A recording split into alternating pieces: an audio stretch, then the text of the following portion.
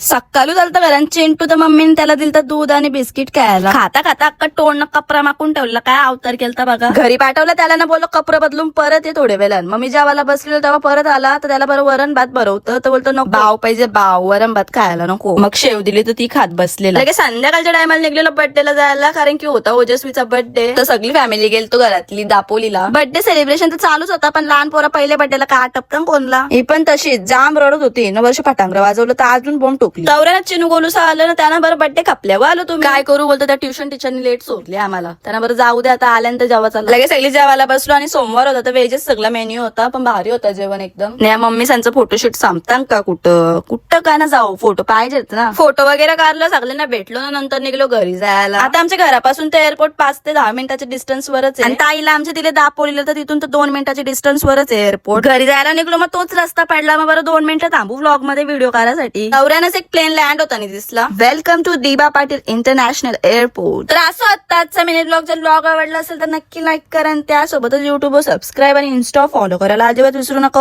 Bye bye.